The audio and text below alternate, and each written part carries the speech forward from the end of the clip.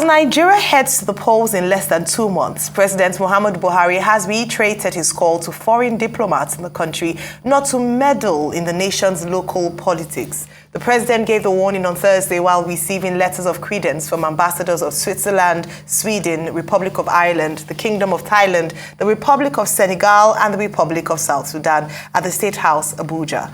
Buhari, according to a release issued by his media advisor, Femi Adesina, asked the new foreign diplomats to keep the activities and concerns within the limits of their calling and the reasons for being sent to Nigeria. The president also told the envoys that Nigeria is working closely with ECOWAS to deal with insecurity in the West African region, as well as implementing strategies to contain the spate of unconstitutional changes in government within the region. Joining us on the show this morning to discuss Buhari's warning to foreign diplomats and presidential candidates taking their campaigns abroad is Joe Keshi, former Consular General at Nigerian Mission in Washington, D.C., United States of America. Good morning, Mr. Joe Keshi, and thank you very much for joining us today. Good morning. Thanks for having me, and Happy New Year to both of you, Rufai and Ayo. And by the way, I was Consul General in Atlanta, not in Washington, D.C. Okay. Our apologies. Okay, I mean, you've stated that. Thank you so much. So, President Buhari says foreign nations should not interfere. And we have a long level of interference. I think this morning when we were talking about it, I remember somebody that was known to have majorly interfered in Francophone African affairs, Jacques Foccart, that pretty much held the string of what shaped Francophone Africa. But obviously we will not have moments like the Foccart moments any longer. But, you know, what should we be doing to be able to ward these nations out? Because there is no how we can totally free ourselves of interference of some sort. What should we be doing within our own ranks here? Look, I think the only way we can reduce, we can't get it off completely, but the only way I believe we can reduce foreign interference in our affairs is to just grow up as a nation, is to just build ourselves up, is to become a strong nation, you know, in our own rights, you know, and do things right. You can actually add with international, you know, best practices. And when we begin to do things like this, not only will we be respected, not only will we be accepted as a credible member of the international community, but foreign nations will probably limit their level of interference, you know, as we see today. But when you come to think of it, you know, again, we encourage that interference in so many ways. And look, on your station, for example, and I think other stations, there's an advert running on the election, and I think it's being promoted among others by the Commonwealth and something office and so on, and a number of other things. So you cannot tell somebody who is assisting you, who is helping you left and right, you know, not to interfere. I mean, it's not really not credible when you make such statements. But the president the president is right to warn them, but it's because of who we are as a nation. You know, when you look at how, for example, diplomats are treated in Nigeria and how African diplomats or other diplomats are treated in the advanced countries, it's a vast difference. And that's because they have established themselves. They know what they are doing. Nobody's going to go and give them lectures, as we often hear from our foreign partners. So we just have to grow up as a nation. I keep using that word, grow up, become mature. 60 years after. Again, I'll add that if one of my professors is listening, he's going to come back to me and say, Joe, you keep saying 60 years after. Yes, 60 years after, we refuse to become a serious adult. That's my view. Talking about we getting our acts together here in our nation to protect our sovereignty, especially with regards to elections, I'd like you to speak to the fact that our political candidates court international attention, international perhaps endorsement. Currently, the presidential candidate of the PDP, Waziri Atiku Abubakar, said on invitation of the British government has gone there. We've had Asiwaju Bola Ahmed Tinubu speak at Chatham House. We've had Mr. Peter Obi meeting with some top British government officials and other frontliners such as that. If we're asking for the Foreign Mission Office not to meddle, foreign nations not to meddle with our political processes, how about the fact that we also go to them as a way for them to endorse us as candidates for the next for elections? And also speaking to that, just to talk about the importance or the power of foreign influence as opposed to foreign interference. You're talking of two different things. The first one is that we live in a global environment, and despite our internal contradictions, Nigeria is a nation that people look forward to and keep hoping that we could actually accomplish our manifest destiny to lead the continent of Africa. And as a result, in elections like this, you should expect that foreign leaders or foreign nations want to get acquainted with those who want to rule the country in due course. And by the way, it's not only Nigerian leaders that go through this process. All over the world, politicians sometimes, go around the world in order to establish themselves. And for example, in the United States, I can't remember exactly who, but I know that there have been one or two presidents.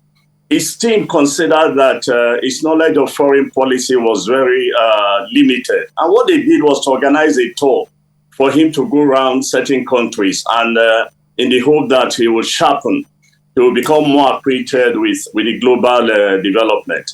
And I think this is what's going on also, when our leaders are invited to speak in places like Chatham House and to meet, foreign governments, the foreign governments themselves are preparing themselves to know who and who, they are establishing a fraternity relationship with the possible leaders of tomorrow's, Nigeria. They want to know where they stand on any of these issues to enable them also formulate their policies post the Buhari administration. So this is normal.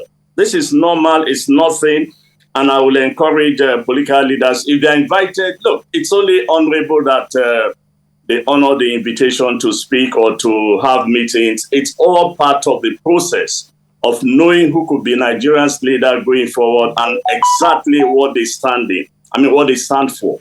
That will enable these nations that are inviting them to also begin to formulate their post-Buhari Nigeria relationship and the rest of it. So that's normal.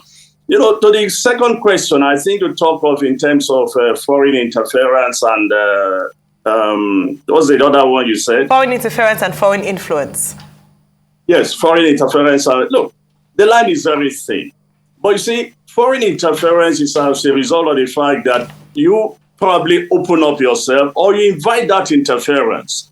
For example, you could go back to the president is saying that there should be no foreign interference in our election. But let's go back to 2015. You remember how many times John Kerry, the then Secretary of State of the United States, was in this country, was in Nigeria. He met all the leaders, current leaders of the APC, 4 times, if I remember. They were having meetings with him and so on.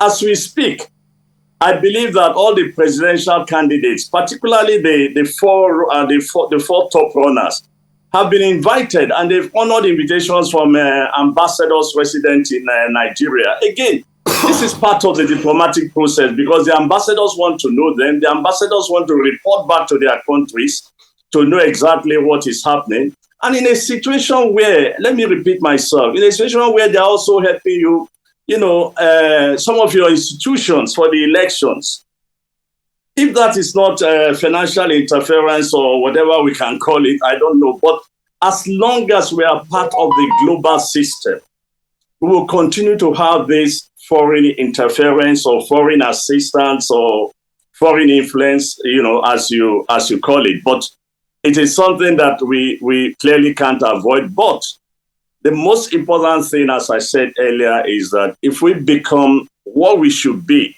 as a nation, a strong, powerful, progressive, economically strong nation, it will be very difficult for any country just to come in and lecture us or tell us what to do. On the contrary, like what happened, earlier, the first years of independence and much later under the military, they'll be coming to Nigeria for consultation, before some critical African issues are decided.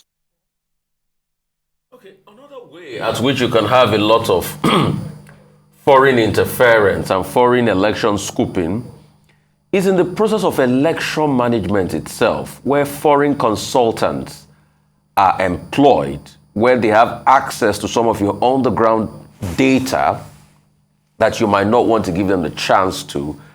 And through this, foreign influence, they can also tilt a lot of things in your favor. And we had that. Certain political party in 2015 did use a lot of that, Exactly. Can we speak true to that? Because it was a foreign firm set up that was brought in, and they had a lot of access to some sensitive data that they did use.